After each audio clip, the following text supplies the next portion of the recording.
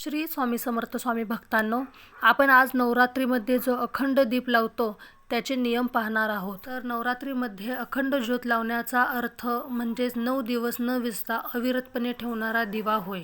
ही ज्योत लावण्याचे काही नियम आहेत जेणेकरून दिवा विझणार नाही आणि शुभ मानला जाईल। तर चला पाहूया। तर जर आपल्याला नवरात्रीमध्ये अखंड दीप प्रज्वलित करायचा असेल तर त्याचा दिवा आणि वात इतका मोठा असावा की तो बराच काळ तेवत राहील। तसेच अखंड ज्योत सांभाळायची आहे म्हणून स्नान करून शुद्ध झाल्यावर अखंड ज्योतीत तूप किंवा तेल टाकत राहावे। त्याचबरोबर अखंड ज्योतीला कधीही घाणेरड्या हाताने स्पर्श करू नये। अखंड ज्योत लावण्यासाठी तुटलेला दिवा वापरू नये। या दिव्याची वातही अखंड ज्योतीसाठी योग्य असायला हवी। तसेच अखंड ज्योत ही तांदळाने भरलेल्या ताटात असावी।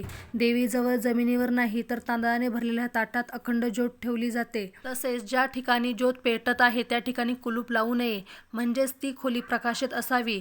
3-4 तास जळत राहील इतके तूप किंवा तेल भरावे। अखंड ज्योत विझलेली नाही हे पुन्हा पुन्हा तपासावे। त्यातूनही काही कारणाने जर अखंड ज्योत शांत झाली तर घाबरून न जाता ज्योत पुन्हा प्रज्वलित करावी व रामरक्षा बोलून देवीची माफी मागावी। हे आहेत अखंड ज्योतीचे नियम। व्हिडिओ आवडल्यास चॅनेलला लाईक, शेअर, सबस्क्राईब करा। श्री स्वामी समर्थ। धन्यवाद।